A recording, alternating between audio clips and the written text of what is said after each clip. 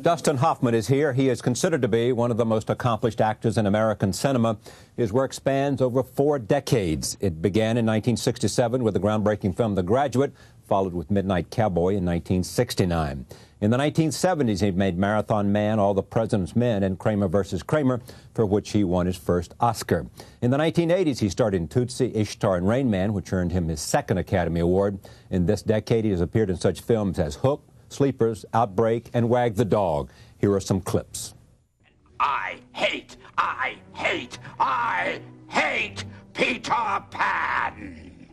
They gotta have some kind of middleman. And that's where old Daniel comes in, you know what I mean? Hey! I'm walking here! I'm walking here! Tell me what the it refers to. Is it safe? Yes, it's safe. It's very safe. It's so safe you wouldn't believe it.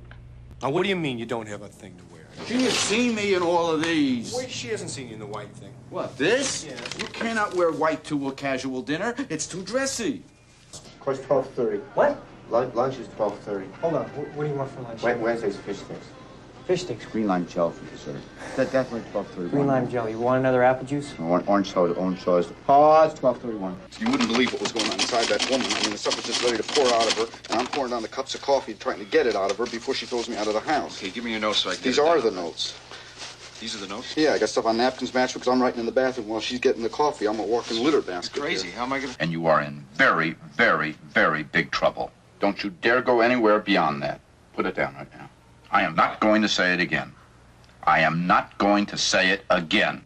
Oh, my God. I can't believe this. What was I thinking? We had a war, we forgot the hero. You can't have a war and not have a hero. It was like we sent him the Christmas card and we left out the, what do you call it? Fruitcake. There you go. I met her. Bam. I love it. Let me try. Software. I'm looking for software. I gotta have software for my machine. A Walk on the Moon marks the first time Dustin Hoffman has produced a film that he does not appear in. I am pleased to have him on this program to talk about an extraordinary career. Welcome. Thank you, Charlie. I'm pleased to be here. Well, that's good. I didn't want to seem too formal there. Now, you said as we watched those clips that the brilliant people on my staff picked great clips because they were, in some cases, improvised. Yes. Take All the President's Men as one. That scene that you just saw was improvised. Meaning what? Well, good question, if I may say so, because there's some improvisations. The first one. You just improvise. Yeah. In other words, you say this scene is about this. You guys got to know that this is happening, this is happening, this is happening. Just improvise it. Another scene is written. You'll do it a few times, written, and then you'll play. You'll leave the dialogue, just like in jazz. There can be notes or whatever. Or refrain is da ba ba ba ba ba ba ba ba ba ba. Those are the lines that are written. Now you go off those any way you want. So you can improvise that way, right? In this case, we knew what the lines were, and Redford was rather brilliant in this movie because he was the producer, he found the project, and one of the first things he said to me was, you know what we should do? We should memorize not only our own lines in every scene of the movie that we're in together, but we should memorize each other's lines. And then we should interrupt each other anytime we want. So you may be saying to someone at the door, hi, I'm Carl Bernstein, and he said, I may take over and say Bob Redford, or you're liable to say and he may say Carl Bernstein, and so that we don't know what we're doing. And in that particular scene, I think it was, I can't remember, it was all one of ours dialogue. And then we just sort of threw it out and we say, we'll just both take this dialogue and run with it and improvise on it. Do you like to do that? Do you like to go off the page? In movies, there's nothing like it. There's nothing like it. Because there's nothing like, there's nothing better than the moment. It's the moment. That's a big screen. That's 70 feet of whatever of people up there. And I remember Marlon Brando said when he was my icon when I first started, and he had said in an interview, he said he was watching all those candid cameras. He couldn't stop watching those candid cameras. He learned more. Because in those candid cameras, you really learn what real people do. And when you're improvising, it stops you from acting. It stops you from knowing the way you're going to. This is improvising a little bit. I'm doing better at this right now than if I had to learn the very lines. good, yes. But it's more authentic because, you know, I mean, people say that the best thing on television is this, talk, of this kind, which is, no, we didn't pre-screen, we didn't pre-interview you, you had no idea what I was going to ask, and I have no idea what you're going to say, and then I got to play it. And people don't realize that exists on a lot of talk shows. That they do or don't. They do. Yeah, they do pre-interviews. Most of them. I'd say 90% of them. Yes. And they have a sense of. One feeds the other, the guest, oh, yes, that's an interesting story. That's already been rehearsed. See, for me, that would be terrible. I mean, I refuse to do it. In fact, somebody came in the other day and said, of course you want a pre-interview. I said, of course not. Because if you do that, I'd rather just know something about you and react to you because it's much more authentic than if I know what you're going to say. Because I may not be smart enough to be able to act it out well enough. But I think they do it on the shows that have an audience because they're under pressure to be funny. Yeah. And they're also under pressure that every minute has to count. Yes. You know, I mean, they're very concerned about that. So, I mean, I'm not really worried about that. If we have a dull moment, we can come back and, well, cut. All right. This movie, A Walk on the Moon, you're producing it. How'd that come about? I got the script a few years ago somehow, and my reader reads it, and if my reader likes it, then they say, read this. And I have a pretty strict reader, Christopher Santos, and maybe he'll give me 5 reads a year, and he'll read a ton of stuff. And I know he has good taste, but I know that sometimes he'll give a read to something I'll say no to, so I'm not afraid of him passing up something that's good, because I will veto over him many times. I loved the script as he did, and I said, why'd you give this to me? And I said, there's no part in it for me. I'm too old. Well, maybe they can change that, whatever. They do. And I said, maybe I can direct it. And I found out Tony Goldwyn, who had never directed before, had also been given it. And by the time I figured out that I wanted to direct it, he had it, been working with the writer. And I asked Tony, I said, can I produce it with you? And he auditioned me, and we saw it the same way. What did you like about it? This is a story, it originally started off as The Blouse Man, was the original title. That's right. Miramax changed the title when they bought it. Yeah. What did you like about this story? It's a story. It's a good story. There's very few good stories out. I mean, it's just, I want to know what happens. This woman has an affair with this guy who sells blouses at a resort, and yet she has a good marriage. She loves her husband. She's got 2 kids. The daughter, the older of the 2 kids, Anna Paquin, is suddenly getting breasts and gets her first period, and suddenly there's a sexual awakening, and it's reflected by, or it's amplified by the fact that it's 1969. It's free love. It's Woodstock is a few miles away from where they're vacationing, and the mother is going through an inner crisis which she is unaware of, and that always interests me. In other words, you're going through something without being aware of it. And we learn that the mother had never had affairs in her life. The first time she ever had sex, she was 17 years old with Leah Schreiber, a Diane Lane character, was married to Leah Schreiber. And she got knocked up with Anna Paquin, and suddenly the daughter is now going to have this independence, this sexual awakening, this freedom that she never had, and she starts having an affair. And what that does, and how Pamela Gray wrote those scenes, to me, in such surprising ways, so that when the husband finds out, he doesn't do what you think he's going to do, and when he even meets the guy who's having an affair with his wife, he doesn't react in the way you think he's going to react. And when the daughter runs away, and you think she's going to make love to the kid that she's with, and that doesn't turn out the way it's always movies. It's unexpected. Yeah, and mainly, I guess, ultimately, I think when you pick stuff to do, I mean, an actor either picks something to do because he has to, like we try to satirize in Tootsie. You take any job. You take a tomato, you play a woman, you do anything.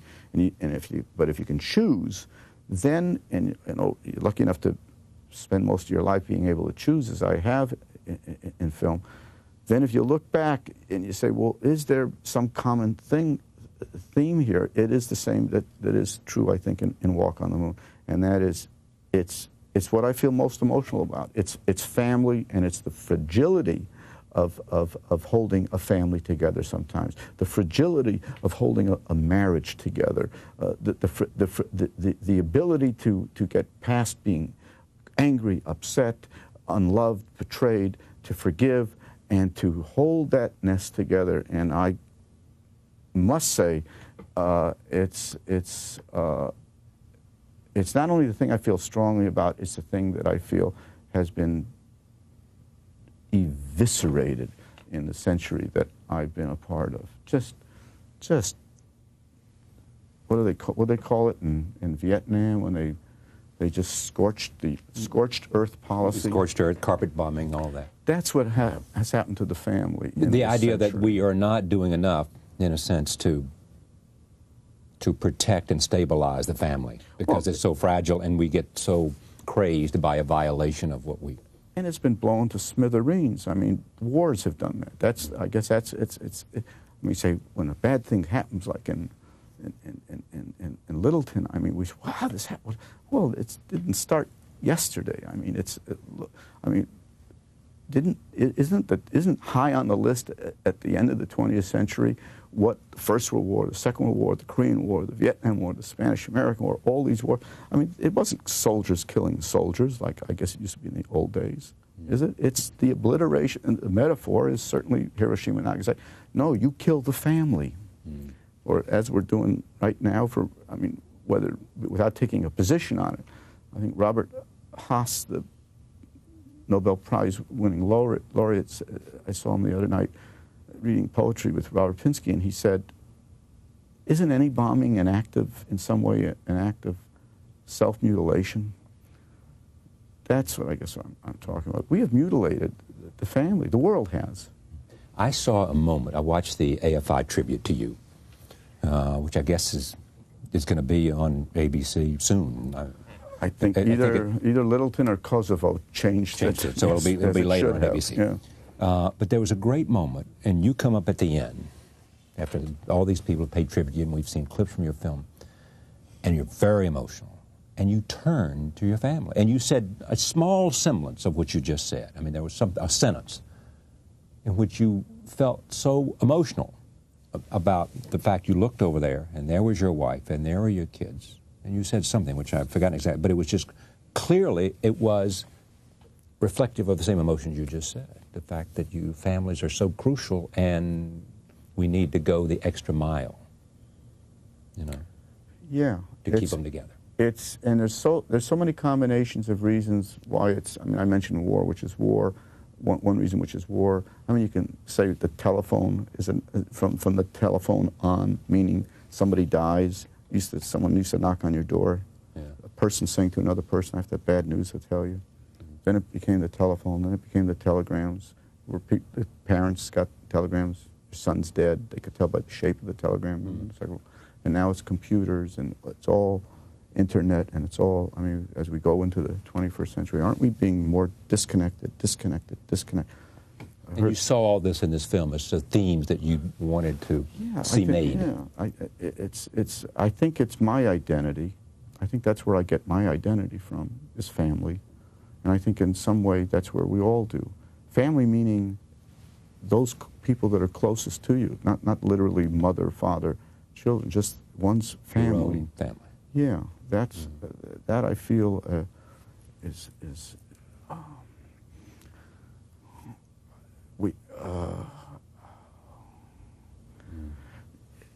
we experienced an Oklahoma City bombing, and it's like this Littleton thing. It's cataclysmic because it's the families, all the families that have been blown up, all the mothers, all the fathers, all the children. Like that, there was a school there. The thing I thought when I heard about Littleton was how many parents had said goodbye. Yeah. Just see you later to their kid who walked off, never to come back. Yes. And how much had gone into shaping that kid, for better or worse, It's obvious in some cases somebody could have done a lot more, not even knowing they could have done a lot more, because these two kids committed this great violence. But also these, a mother who's saw in her daughter everything, because the daughter had been everything she wanted, in terms of her talent, in terms of her love, and all of a sudden, snatched away. You know, it can't get any worse than that. To lose. Did you see the child funeral for Isaiah? I forget his last name. I hate to at this moment, but Isaiah. Oh, I'm blocking on his last name, but I think he was the last funeral, and they had a service for him. And when he was born, he was born somehow with a bad heart. He barely made it, his father said. Then he had an operation when he was 2 years old, and he barely got through that. And this kid, he said, that's the father's. That's why we named him Isaiah, because we knew he was going to, make it. And then he fought, and they have pictures of him as he's growing up in the memorial tribute, and he's so little. He's half the size of any other kid in the class, and you just see this, as you say, this life that he's fighting for, that his parents are, and then you see that moment when he's suddenly on the football team at 4'11" or something in high school, and this wonderful pose of his hands on his hips. Pride. And I just went, because it's just what you said. It's to get to that point. And I said to myself, there was the peak of his life. Back to this movie. Were you intrigued by the fact that it was a reversal of roles, so to speak? Yes. It's the wife having the affair, and it's the wife going through what might be considered in another, for the lack of a better metaphor, midlife crisis, even though she's a young woman. Yes, and you're right. It is. It is a crisis, midlife. Yes, she wakes up and she says, I've been living a half a life for the last. I became an adult too early. Yes. And where's the last decade gone? And yes, I was not. I like stuff that I haven't seen before, and I respond to stuff that's new. I mean, that's always the name of the game. You want to somehow bring something fresh to it, so that you'll start to. And the idea of it, that she wasn't a, whatever those terms are, she wasn't a dragon lady. She wasn't something out of what was it, Glenn Close character or something in that way. She was a woman who was having an affair, and she was and she loved her husband, and he was an adult. This is a woman who was following her heart in a moment. Yeah. Her heart said. Was unable to stop herself. Right, exactly. Yeah. It was, Let me show a scene here. This is where Marty, who's her husband, finds out that Allison, the daughter, is going out on a date. Here it is. He's a nice boy. How old is he? 16, I think. Pearl, oh, God, Pearl. There is no such thing as a nice 16-year-old boy. Tell me about playing the role of a producer here, because I want to show another clip from this. Was it easy? You weren't on scene. Dustin Hoffman said, what? Better I not be there on scene watching this movie being created. Tony Goldwyn directed it, and a wonderful director who I think and had never directed before. I think he surprised himself. And when we talked about, since he had never directed before and he was an actor and he was going to start, I said, maybe it's best that I'm not there the first few days. I mean, have your freedom, your space. You don't, it's intimidating enough to be the first-time director. Create your relationships. All of that, with crew and cast. And I said, why don't you send me tapes? And they FedExed tapes to me, and we'll talk on the phone. I get the tapes the next day after the shooting. You can put everything on videotape now. And I said, then I'll come, second week or whatever. And we worked so well that way, and the rushes from the get-go were so good. I said, don't change a winning game. And I never went on the set. I never went in the cutting room. I gave notes. He'd show me a cut, went back. It must have been great for him. He's their first time directing, and you, whatever everybody knows about your acting, but also you love the business and you love movies. I mean, you're a perfectionist and all that stuff. And you are approving, you are reinforcing the work he's doing. It's got to be good for a guy who's making his first film, to have somebody at the other end who, A, is reinforcing, and B, perhaps is being suggestive and making suggestions. He respects me, and he did respect me, so yeah, you're right, it must have felt good to him. The truth is that when you're a creative person, you only know when something feels bad, but you're not sure it's good, even if it doesn't feel bad. If you're an actor on stage and you've done a performance that feels great, and there's someone that you respect that's in the audience, and they come backstage, they knock on the door. If they tell you it stunk, you believe them. Really? I felt so good. But you know you're wrong. And if you do what you think is a bad performance, and they tell you, boy, what a great piece of work, I felt terrible. Listen, I've seen you do that 5 times already. That's the best performance you've ever given. You believe them or don't believe them? You believe them. You believe them. When you're in there working, you're very insecure. You have no idea if it's working or not. You're take only outside opinion, if you trust it. If you trust them, or you don't take any. There are directors who actors say, make sure you're the last one to talk to that director before he goes to do another take, because whoever is the last one that gets his ear, he's going to. Yeah, right. Yeah, I'm surprised you've never directed. Me too. Are you really? Yeah, I've been trying to. Why haven't you? It's my demons, and I'm getting closer to working them out. What demons? My demons. I started to direct a movie called Straight Time. I cast it, the crew and the cast for the most part, and then at the last minute I fired myself. On reflection, I probably wouldn't have if we would have had instant playback in those days, which we didn't. I had to act in it. I'm developing stuff in the last few years I've not been able to get right. I'm desperately wanting to direct, but I think there is a part of me which for years has been running. I think this is also a human quality, and I happen to have it, that sometimes you run away from the thing that you want most. So that's what I mean by my demons. You run away from it out of fear? Herb Gardner, who I think, great writer, you know, I was with him recently, and we were recalling a movie that I did in which a guy jumps off a building. And I said, remember when we shot that at the top of the General Electric building when they first built it right here in Manhattan? I said, I was afraid of heights. And he says, why? I says, I don't know. And we were looking over the edge. And he says, well, maybe it's not that you're afraid of heights. Maybe you're like me. He says, there's this little man in the back of your brain that says, jump, go ahead, jump. Maybe you're not afraid of heights. You're afraid of the little man that says jump. Yeah. So you're afraid of yourself. So then we were talking further, and he says, I remember I went out to L.A. after I wrote 1,000 Clowns, and he says, they wanted me to do 3 pictures, and they gave me a bungalow and a hotel, and he says, I went back to New York after 3 days, and the truth is I wanted it all. I wanted to be famous, and I went to a restaurant with a producer. I'd never been out to L.A. I saw Jack Benny. I love seeing Jack Benny. And he says, and I ran away from it, because the little guy in my head was saying, take it, do it, you want it. So that's what I mean. It's the guy that tells you not to jump, and it's the same guy that says, do it. It's what you really want. But it's got to be more. It's got to be more than that. I mean, Go ahead. Well, I want to. Yeah, doctor. Yes, I'll help you on this. Thank you. But I mean, you've got all the tools there. You are a student of film. You understand acting like few people do. You know story. You have soul and instincts. You're a perfectionist. You care about the end result. I mean, what is it? It's got to be more than just a little man back there saying, or what is it the little man come from is a better question, I guess.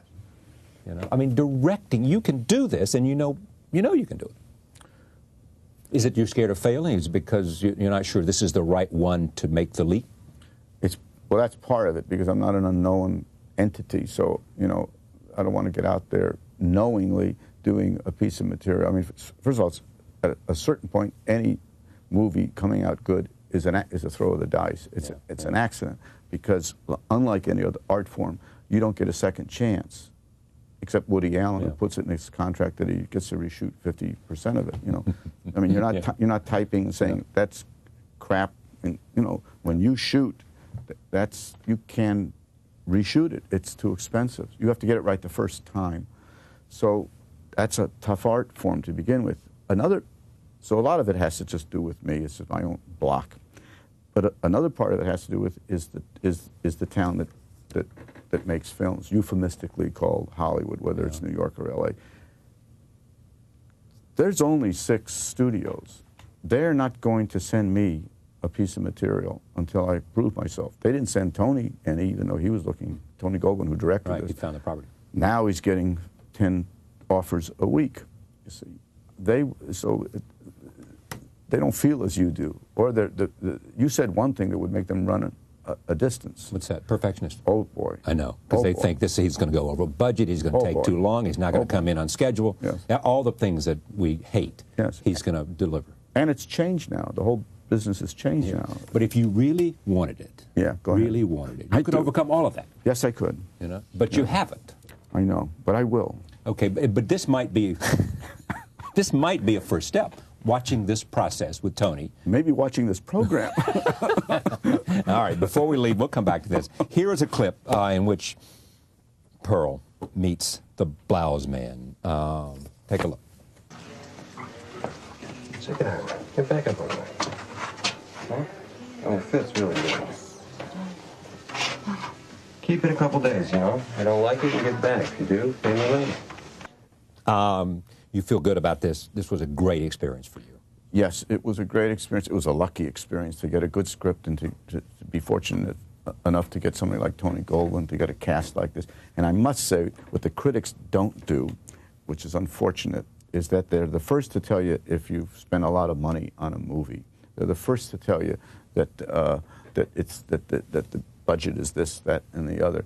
But what they don't say is, you know, because we've gotten very good reviews, but it would be nice if they said, this young director, Tony Goldwyn, did it for $8 million, where the average movie today is $50 million. Mm-hmm.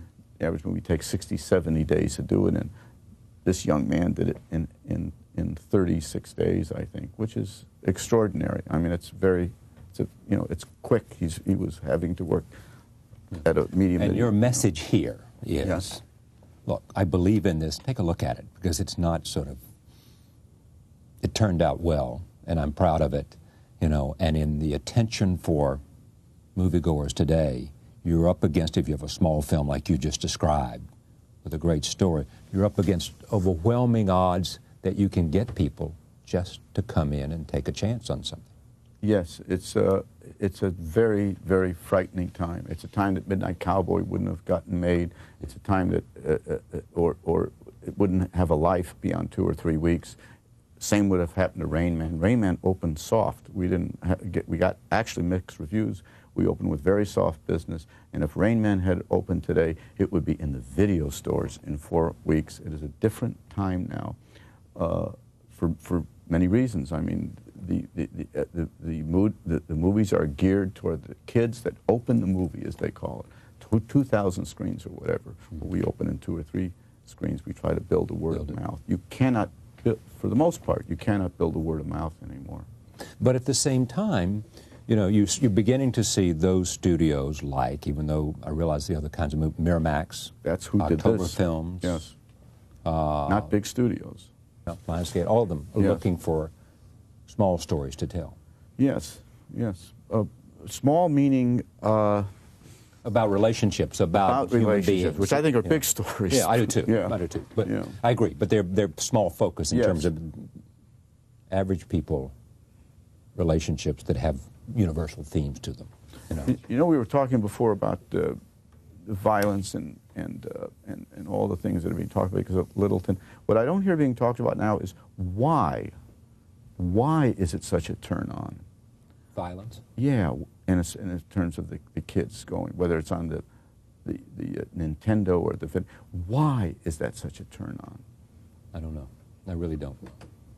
You know, I mean, would you just know that in a sense, there are a lot of people stepping forward saying, look, it's not having the kind of impact that the video games and all of those things are not necessarily.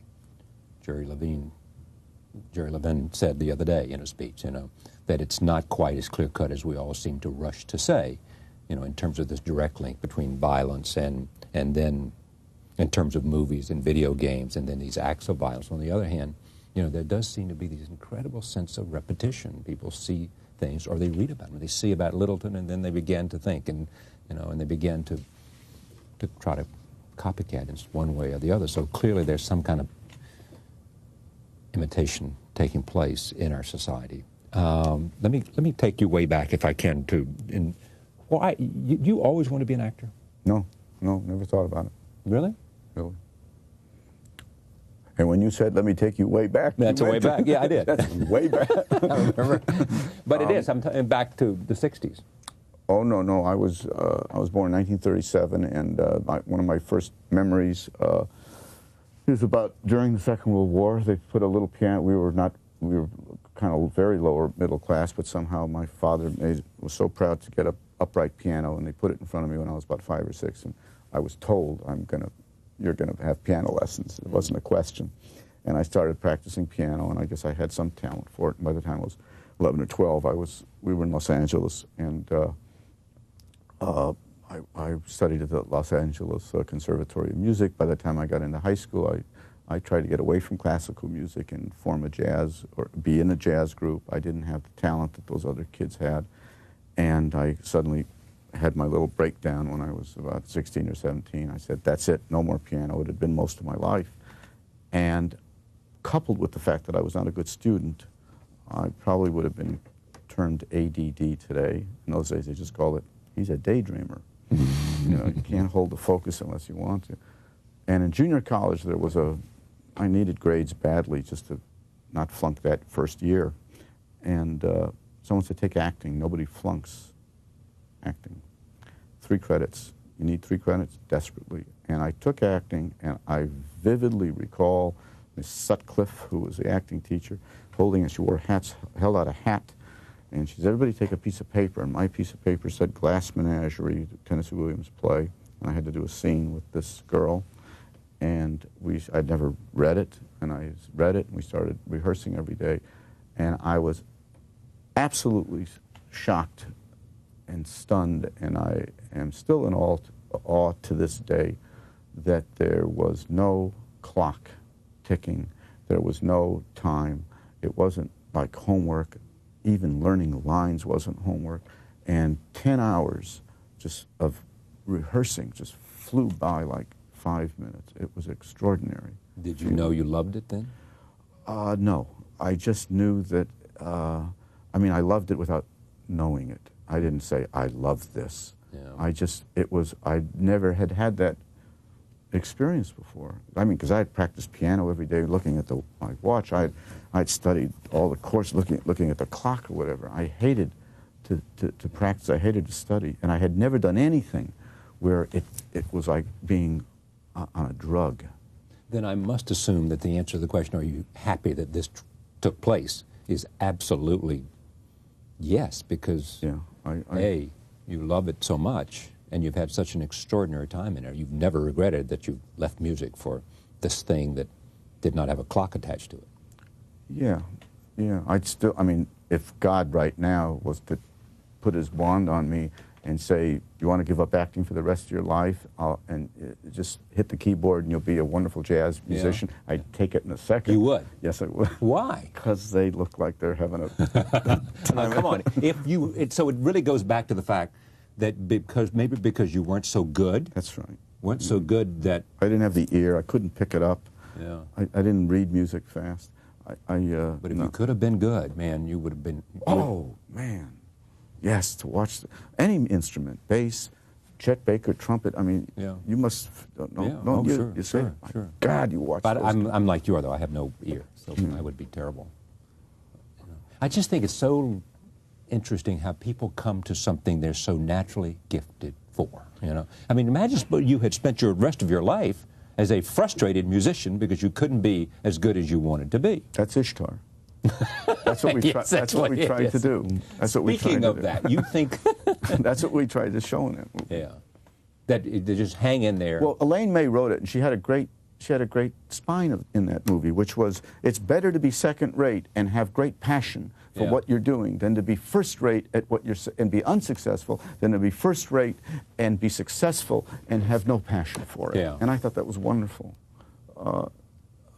But I think that generally what happens is that people, most of the time, that thing that you have the most passion for, you may not always follow that instinct, but the thing you have the most passion for, that feels closest in terms of where your nerve endings are, is the thing that you're going to do well. There is some direct connection between those two things. Ted Williams once said to me, I said, why baseball? He said, because I just did it well, and that whole thing takes place, I did it well. People said, I wanted to do it again because I liked the applause, you know. And just the fact that, and it touched me. So I wanted to practice. I wanted to do it better. I wanted to do it better. But he could do it. He could do it. He could do it, you know. And that's what you found out in acting. I mean, I don't know what happened that first day, and I don't know how well you did Glass Menagerie, which you hadn't read before. But, no, it wasn't very good. Yeah, but pretty soon you were good. I don't know when. I do know that when I did Midnight Cowboy, I connected with the character, something you said earlier, because I knew that was me. We have in acting the term the as-if, or the what-if. In other words, we pretend something in order to get it closer to yourself. What if, as you said, I hadn't found acting? What if? Well, I don't think there would have been any in between for me. I think I would have wound up, I could very well have wound up homeless. And I felt I was that character. That's me if I don't find acting. The essence of that guy, I mean, really down and out. My wife and I have this thing that whenever we see someone on the street, today they call them homeless people, but in those days when we did Midnight Cowboy, that was not the term that was used. But those people have been with us throughout the centuries. And whenever we see someone on the street, I mean, homeless today is much more complicated because they say someone could be 2 paychecks away from being homeless, you know.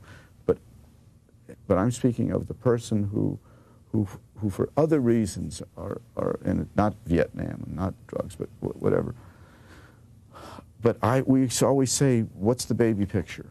And I remember when I was doing Ratso, I thought that. And if we see someone on the street, you just think of the baby picture.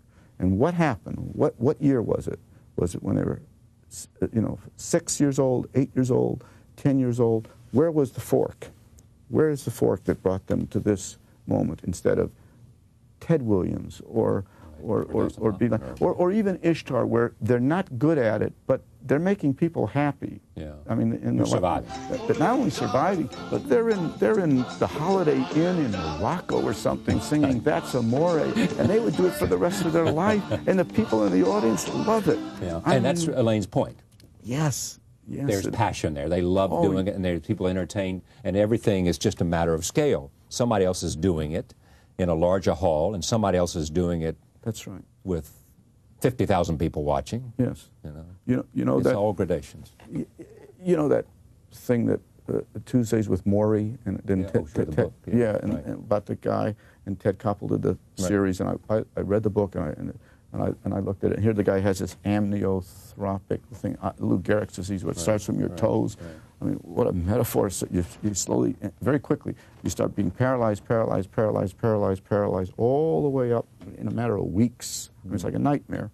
And then you wind up lungs paralyzed, and you're in bed, paralyzed up to here.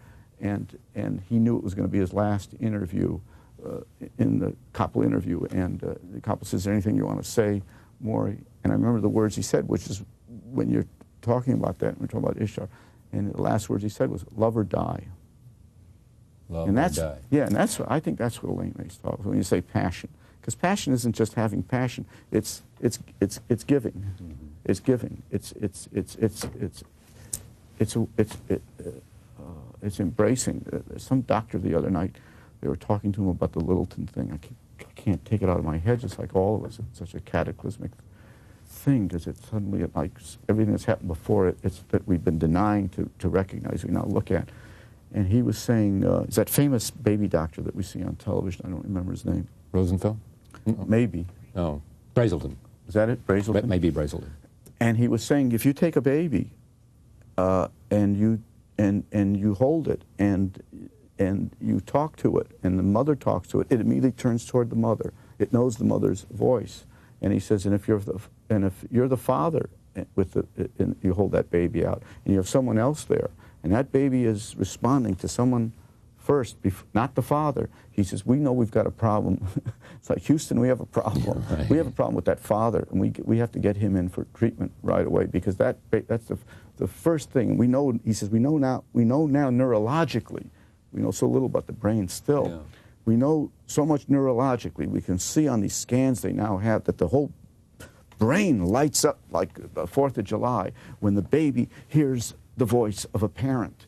And we do the same thing where we give them an ice cream or we show them like that, and it doesn't trigger the same way. It does not open. And what we've been talking about in terms of the separating, which all this technology does to us, and somehow this thing of what Maury says of love or die, this human connection, as we enter this new century, has been really violated in many different ways. Whether it is whether it's the phone or whether it's technology or whether it's the world wars that was done to family, this human connection. And it's all I've been thinking about. I know that's what this interview shouldn't be about, but it's like... No, it's what the interview should be about, because it's real, it's what's in your head right now, and it's in your heart. It is what the interview should be about, and notwithstanding all this... No, don't be sorry. You can cut it out. No, I don't want to cut it out. Here's what I wanted to ask, is that feeling as you do, and being an artist, why don't you try to make this into a film? I want to. You don't know my notebooks. I got notebooks all over my room. Yeah. In which you're writing, and all of this is being poured onto the paper. I really am trying. I mean, Grandma Moses was about my age. Yeah, she was a little old. She was in the 90s, I think. When she started? Yeah, well, I don't know, 60s, yeah. Hope, no, I really want to. You're right. Maybe this will shame me into it. I hope so. Yeah. What you do as an actor is? Trust my instincts. That's all you have. That's all you have. And so something has been stopping me from moving over to director faster. But yes, that's the most fun. The most fun is to... Cocteau, I read a line that Cocteau said the other day. It was a great line. He said... He defined genius. He said, genius is the art of knowing how far to go too far. Genius is the art of knowing how far to go too far. Yeah. And that meant to you? Well, in a sense, there was, I don't know if you use the word genius, but you have a prearranged thing here. Yeah. Somehow the thing takes on a life of its own, right. You say. So most people will not do that. We wouldn't trust it. Because we're going too far off the thing. Right. Genius is knowing how far it's too far. Yeah, how far can you go too far? Okay, if genius is knowing how far is too far, then we haven't, in my, whatever genius I have, is knowing that we haven't gone that distance. We have not crossed that boundary. No. Because people, in the end, what we see here this evening with you is a side that we don't normally see. We can see you talking about roles. We can see you last night or a couple of nights ago on David Letterman in another play, or on this show or that show. But it's mainly because most people want to hear you talk about the movies you've been in. They want to know more about Rain Man. And so do I. And they want to know more about The Graduate. And they want to know how you felt about the families that you met. And so do I. And I've heard you talk about that in a very interesting way and in a very emotional way. But at the same time, we want to be fresh, and we want to be different, and we want to strike new ground. So you trust your instinct. I just read a poem. Before you finish, I got to read you this poem. So before you finish the show, tell me, and you can always clip it out if you want. But it's a great poem. But anyways, the thing that gets... Well, what's the poem say? Should I read it? Yes. Okay, now what I'll do is, because I met the poet afterwards. And I've been carrying it around for days. Right. I just heard it last week. Robert Pinsky. Oh, sure, I know Robert Pinsky. He's a poet laureate, isn't he? That's right. Which means for the viewers, he got the Nobel Prize. Right. And now he's going around trying to bring poetry to get the Nobel Prize or the Pulitzer Prize? I think the Nobel Prize, wasn't it? May have been the Pulitzer. Pulitzer, yeah. One of those prizes. He got a prize. He got one of those big ones. Yeah, right. So, the best part about being famous is that you can find a way to call someone up and they'll take your phone call. That's the best part. Yeah, I know it is. Isn't it? Yeah. Oh, absolutely. Yeah. You know who else says that? Our mutual friend Warren says that. It is true, though. It really is the best part. So I called him up, and he took the call. He was actually getting on an airplane to go to Iowa, to Boise, Idaho, to read poetry there. And he had read this poem in Los Angeles at UCLA, and it's called A.B.C. It hasn't come out yet. I think it comes out in the Book of Poems in 2000. So I asked him a couple questions about it. So be honest, because poetry is hard. So what you don't understand, ask me after I read it, and I'll tell you. Because I wanted to hear him read it. Right. So I'm going to try to read it at least rhythmically the way he read it. So what he says in front is, it's called ABC. And so what he does is every word starts with the letter of the alphabet, A, B. That's the way he wrote the poem, as you'll see as I read. And then, except at the end, in the last line, there's an equal sign. And I will pronounce the equal sign as I read it. But it has everything to do with what I think, the heart of what we're talking about. A, B, C. Any body can die, evidently. Few go happily, irradiating joy, knowledge, love. Many need oblivion, painkillers, quickest respite. Sweet time unafflicted, various world, X equals your zenith. The part I didn't understand, I said, now, Robert, may I ask you, I understand any body. In other words, a body can die. That's what you're saying. But the soul part of a person, the spirit, few of us go happily irradiate, because we all know we're going to die. So to be able to go knowing you're going to die, still radiating joy, knowledge, love. Most of us need oblivion because of the circumstances of life, because no fun to get old, things happen. What's this mean, I said? Sweet time unafflicted. He said, if you're lucky, that's, when I wrote it, he said, that's now. Sweet time unafflicted. That's what you're living now, Mr. Rose. That's what I'm living right at this moment, is this sweet time unafflicted. It ain't going to last forever, even in our own life. Yeah. And I said, what's various world? He says, I'm talking to you now, and I'm about ready to get on a plane for Boise, Idaho. I'm looking around. That's what I mean, various world. Here I am in a sweet time, unafflicted, and the world is going on. And it's so hard for us to understand that and to embrace it. And I think what gets me, and I connect with him, and I connect with, when I do material, and even when I meet somebody who I feel is like me, the most, and that's why it's so painful today with this horror. I mean, when you look at the television, and there was one cut which was, my God, it was unintended, and it's like some great film artist would have done it, and you see the kids and their families walking away from a memorial service of what happened in Littleton, and they're walking, and the camera has them walking toward their camera, and they're just walking in this undescribable state. And there was a cut suddenly to someplace in Montenegro, wherever it was, and the Kosovo refugees were, it's the same people. Good God. I think it's and it's a terrible time for art, and it should be the time, because what art puts a face on it. See, it makes us feel it. It makes us understand it. We're all the family. This is the same family. Maybe this is one thing that media has done for us. It's brought us to where the 21st century is not going to be able to get away with what the 20th century got away with. Because when I was a kid, it was the Japs and and they were, with the propaganda. We're not going to be able to demonize people like that. They're people.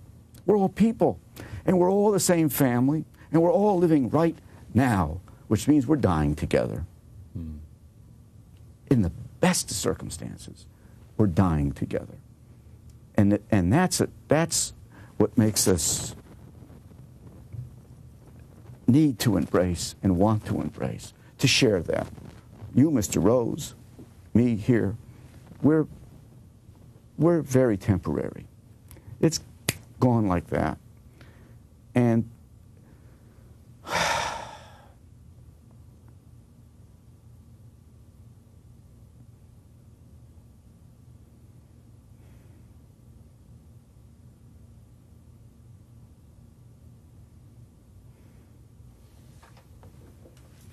thank you very much. God bless us all somehow. That's the last line of just is Dickens' Christmas Carol. Tiny Tim gets up on the table. God bless us all. God bless us all, everyone.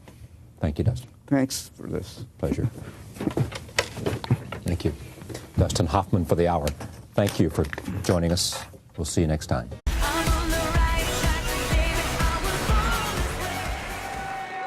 Hello, HRC people. I bet, yeah, thanks for having me here. I bet there's more than a few of you here wondering why in this year, when we have 4 statewide ballot initiatives, that they sent the federal strategy guy from California to talk about it. Because didn't California screw it up 4 years ago? I think so. So in order to tell you a little bit about why, like why I'm here, why I felt I needed to be here, I want to do it telling a little story, and that's my job tonight, to tell a little bit of a story. And I think for a lot of us, that story that most defines our why we're here and why we're doing what we're doing, is our coming out story. And I don't tell mine that often, not publicly, but if you care to hear it, I'll tell a little bit of it tonight. Mine starts in 1996 at LAX airport as I'm flying out here to Northern Virginia on my break from college, and I came out to my mother. Now, a little bit about my family. I grew up in a Mormon home. I grew up in a Mormon home out in San Antonio, Texas. And all right. And I grew up in a Mormon home in San Antonio, Texas, and we were in the military. So the deck was a little bit stacked for coming out, right? Not the most friendly place, not the most accepting place, not the easiest place to do it. But a lot had changed for me since my childhood. I'd gone up to San Francisco and I discovered the theater world. And then I'd gone down to Los Angeles and started at UCLA. And I'd started meeting actual gay and lesbian people, real gay and lesbian people, and they didn't have those horns that the Mormon prophet said they were going to have. And they didn't seem particularly disturbed or depressed or upset. In fact, we had a really good time. And if you went down to West Hollywood at happy hour, we were having a great time. And so I started to have my first crushes, and one in particular was on this guy. He was, I was into older guys at the time. And he was 22 years old and a grad student. And I'm thinking about him on this flight out here to Northern Virginia in 1996, and I'm thinking, boy, how am I going to tell my mom any of what's going on in my life? I can't come out. I can't talk to her about being gay, not in my household. And before I knew it, the plane had landed right out there at Dulles, and my stepdad had picked me up, and he drove me through the woods to Manassas, Virginia, and there was my mom. Her arms spread wide, and she held me. And I wondered, boy, would she hold me like this if she knew who I really was? And standing right next to her is my big brother. Now, that was a real tough one. He was the tough guy of our family. He loved watching cars go around in circles repeatedly. He loved shooting things for fun. He had a Megadeth poster and a Metallica poster, and he made endless fun of my New Kids on the Block and my NSYNC posters. So I tried to fix it with a Paula Abdul poster, and that didn't work either. And I thought, we are just like oil and water. We're just constantly growing apart. And I wondered if my family would ever truly love me, for who I was. And so I was so nervous about that, I just raced through opening presents on Christmas morning, and I raced through dinner that night, and I said, hey guys, I am so tired from traveling, I'm gonna go upstairs and go to bed. And I got up there and I was so relieved I didn't have to say anything. And then I heard this sound coming down the hallway, this click-clack sound, click-clack, click-clack, click-clack. And it was my mom coming. I'd heard the sound my entire life. My mom on her braces and her crutches, and my door opens, and she comes and sits down on the corner of my bed, and she starts to talk. She wants to talk. It's what we've always done. We talk about everything, but I don't feel safe talking right now, so she has the agenda, and she decides to talk about the news of the day and this thing that's really bugging her, this thing called Don't Ask, Don't Tell. Now, she was bothered by it, not because it excluded anybody. She was bothered that all of a sudden gay and lesbian people could just hide who they were and join up in her army. And she didn't like that. She didn't understand why these broken people had any place in her army. Why these people we had learned were sinners had any place in this nation's army. And as she went on and on and on, I felt my face start to turn red, and I felt the tears well up in my eyes, and I prayed for them to stay there. I prayed for them not to roll down my cheeks, but they did. And my mom looked down at me, and she knew. And I looked up into my mom's eyes, and I could see the despair, I could see the pain, her questioning what she had done wrong to break her son, what she had done wrong to ruin her baby boy. And we didn't resolve it. We didn't resolve it that day. In fact, I flew back to Los Angeles the next night, and I was a little worried because my mom is coming to see me in about 3 months for graduation, and my friends could tell something was wrong, but I didn't want to talk about it. They knew my mom was coming, though, and they said, hey, we'll just make a dinner, like, no big deal, we'll pasta and salad, and it'll be just fine. And that day came sooner than I thought, and I heard that sound, that click-clack sound, click-clack, click-clack, click-clack, coming to my apartment door, and she comes in, and my friends are there with their salad and their pastas, and I gotta admit something, I completely copped out. I never, ever told my friends that my mom was homophobic. I didn't want to. I never told my friends that my mom had a big problem with me. And I also never told my mom that so many of my friends were now gay and lesbian. So she comes in, sits down, and they start serving her pasta. They start serving her salad. And I start backing into the kitchen because all of a sudden I'm realizing that because I've said nothing, they think that she accepts and loves her gay son. And this is pre-Ellen, this is pre-Will and Grace. They think she's a goddamn saint.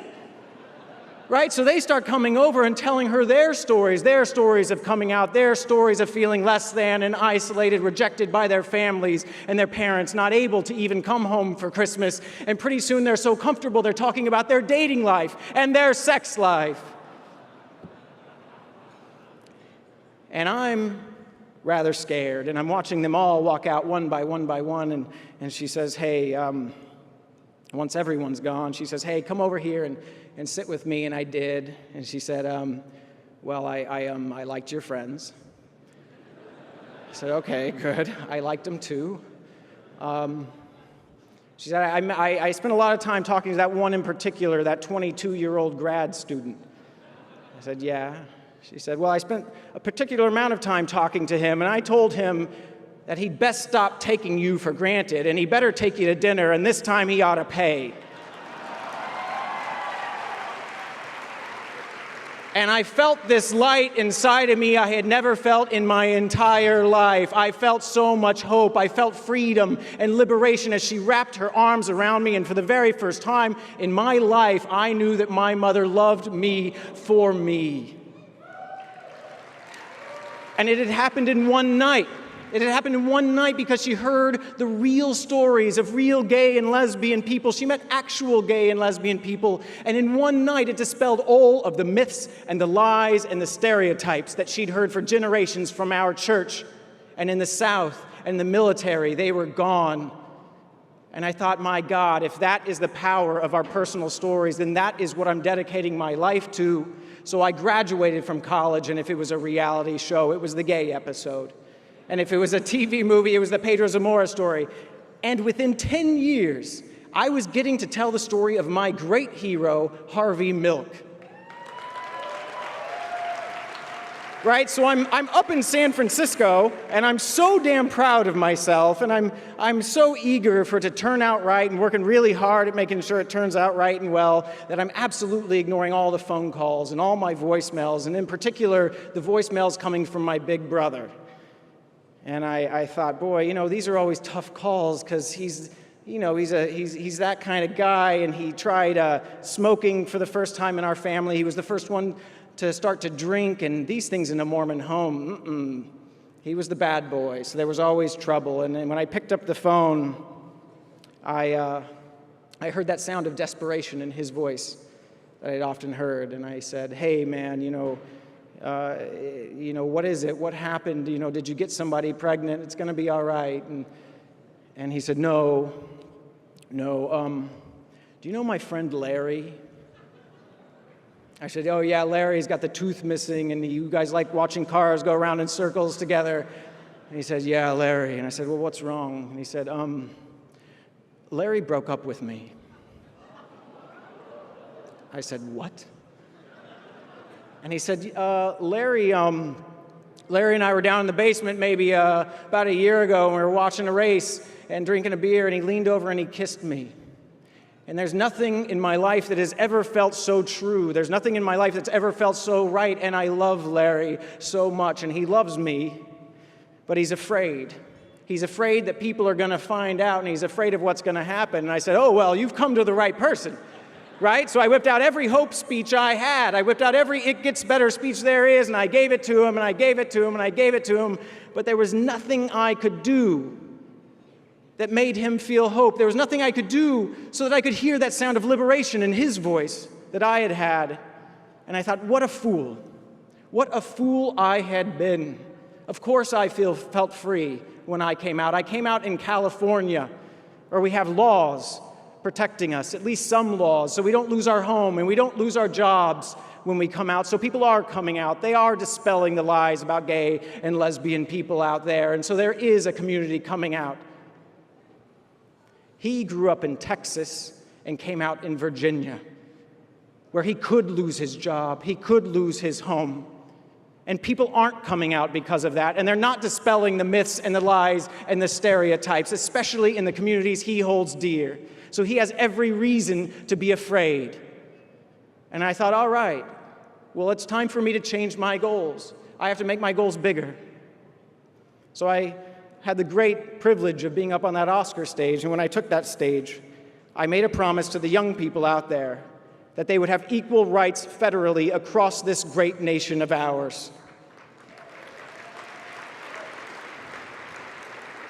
And when I got off that stage, luckily, I knew a man who had the vision and the strategy to make that a reality, and his name is Chad Griffin, and I am so very proud that he is leading HRC today.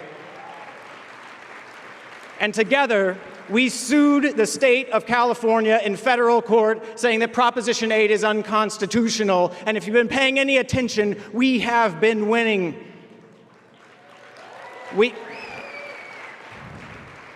won at the district court, and if you were paying attention, you know that we've also won just a few months ago at the Ninth Circuit Court of Appeals. And I was so excited when that happened. I just wanted to race to the phone and call my big brother and say, my God, we are one step away. We are one step away from the U.S. Supreme Court, where my freedom will be your freedom, where my hope is your hope, my liberation is yours.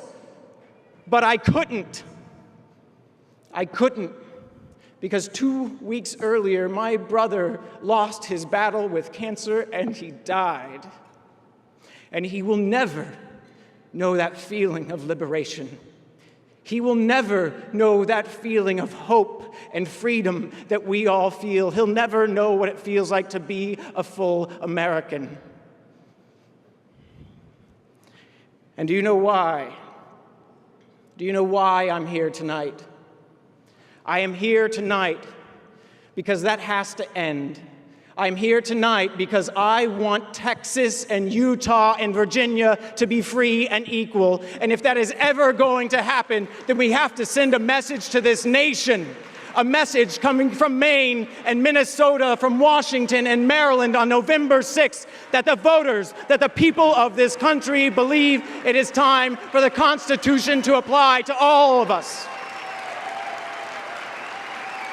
And who will be hearing that message?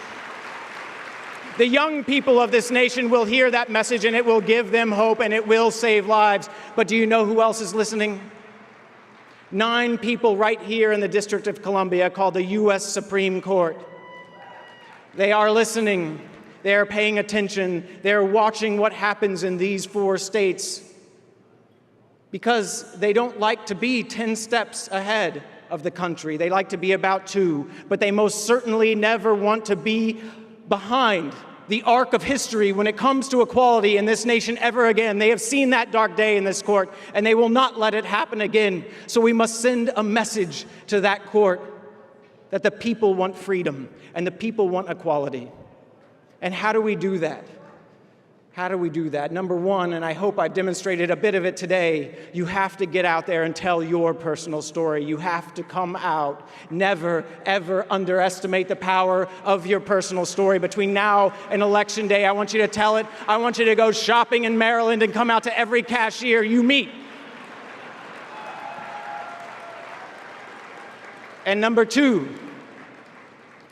and I have some good news tonight from the folks at HRC, that every single dollar we raise from here on out will go directly to the ground in those 4 marriage equality states, every single dollar, so that they have the resources they need to tell their stories on the phones, on the radio, on television, and person to person, so that they can tell their stories, because we must win. So I need you to give and to give and to give tonight until it is uncomfortable, because we must win, and we must send that message so that we can change the narrative of this nation.